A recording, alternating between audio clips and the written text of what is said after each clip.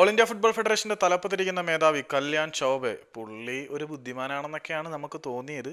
ഇപ്പോഴും അതിനകത്ത് വലിയ മാറ്റങ്ങളൊക്കെ വരുത്തിയിട്ടുണ്ടോ എന്ന് ചോദിച്ചു കഴിഞ്ഞാൽ ആളിനെ കുറിച്ച് പഴയ ഇമ്പ്രഷൻ ഇല്ല. കാരണം എലക്ഷൻ സമയത്ത് ഒരാൾക്ക് ഓൾ ഇന്ത്യ ഫുട്ബോൾ ഫെഡറേഷന്റെ തലപ്പത്ത് വലിയ പദവിയും കാര്യങ്ങളൊക്കെ വാഗ്ദാനം ചെയ്തിട്ടുണ്ട്. ഓൾ ഇന്ത്യ ഫുട്ബോൾ ഫെഡറേഷന്റെ തലപ്പത്താണോ ബംഗാൾ ഫുട്ബോൾ അസോസിയേഷന്റെ തലപ്പത്താണോ എന്നറിയത്തില്ല. എവിടെയോ ഒരാൾക്ക് ഫുട്ബോളിലെ സ്ഥാനമാനങ്ങളൊക്കെ എണ്ണാൻ വാഗ്ദാനം ചെയ്തത് നമ്മളെല്ലാം അറിഞ്ഞിട്ടുണ്ട്. ഇപ്പം ലേറ്റസ്റ്റ് ആയിട്ട് പുറത്തോട്ട് വരുന്ന സംഗതി എന്താണെന്ന് വെച്ചാൽ Antonio Lopez Sabas Indian football ടീമിന്റെ പരിശീലകനായേക്കും എന്ന തരത്തിലൊരു റിപ്പോർട്ട് പുറത്തേക്ക് വരുന്നുണ്ട്. അതേ സാഹചര്യത്തിൽ നമ്മുടെ കല്യാൺ ജോബയുടെ ഒരു പ്രഖ്യാപനം എന്താണെന്ന് വെച്ചാൽ ഞങ്ങൾ വലിയ പേരുകളിലേക്ക് ഉറ്റുനോക്കുന്നില്ല. അതായത് ഇന്ത്യൻ ഫുട്ബോൾ ടീമിന്റെ പരിശീലകരാവാൻ വേണ്ടിയിട്ട് കുറച്ച് ജൈജാൻറ്റിക് കോച്ചസ് അപ്ലൈ ചെയ്തിട്ടുണ്ടായിരുന്നു.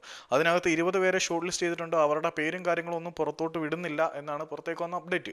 ഇപ്പം കല്യാൺ ചൗബെ പറയുന്നത് എന്താണെന്ന് വെച്ചാൽ ഞങ്ങൾ ഒരാളെ ഐഡന്റിഫൈ ചെയ്ത് സൈൻ ചെയ്യുന്നുണ്ട്. 20 പേരുടെ ഷോർട്ട് ലിസ്റ്റ് തയ്യാറാക്കിയിട്ടുണ്ട്. അവരുടെ പേരും കാര്യങ്ങളൊന്നും ഇപ്പോൾ പുറത്തേക്ക് വിടുന്നില്ല. പക്ഷേ ഞങ്ങൾ സൈൻ ചെയ്യുന്ന താരം, അതായത് ഇന്ത്യൻ ഫുട്ബോൾ ടീമിന്റെ പരിശീലകനായിട്ട് ഞങ്ങൾ നിയമിക്കാൻ പോകുന്ന ആളിന്റെ സവിശേഷത എന്താണെന്ന് വെച്ചാൽ അയാൾ വലിയ പേരുകാരനൊന്നും ആയിരിക്കില്ല. എന്നിരുന്നാൽ പോലും ഇന്ത്യൻ ഫുട്ബോളിൽ വളരെ വലിയ റിസൾട്ട് ഉണ്ടാക്കാൻ കഴിയുന്ന ആളായിരിക്കും. ഞങ്ങൾ റിസൾട്ട് ഉണ്ടാക്കാൻ കഴിയുന്ന ഒരാളെ ആയിരിക്കും സൈൻ ചെയ്യുന്നത്, അല്ലാതെ പ്രൊഫൈൽ നോക്കിയല്ല എന്ന് പറയുമ്പം ഏതെങ്കിലും ലോ പ്രൊഫൈൽ കോച്ചിനെയാണോ നോക്കുന്നതെന്ന് വലിയ പിടുത്തമൊന്നുമില്ല. ഏതായാലും പോർട്ട്ഫോളിയോ ഇഷ്ടപ്പെട്ട് ഇന്ത്യൻ ഫുട്ബോളിന് ഇമ്പ്രൂവ്മെന്റ് ഉണ്ടാക്കാൻ പറ്റുന്ന ഒരു പരിശീലകനെ തന്നെ നിയമിക്കും എന്ന് നമുക്കൊരു ശുഭാപ്തി വിശ്വാസം വെക്കാം. അപ്പം ഞാൻ 3 കണ്ടന്റ് ഒരൊറ്റ വീഡിയോ ആയിട്ട് പറയുന്നതാണ്. ഇത് എത്രമാത്രം എഫക്റ്റീവ് ആണെന്ന് എനിക്കറിയില്ല. മനസ്സിലായോ ആവോ?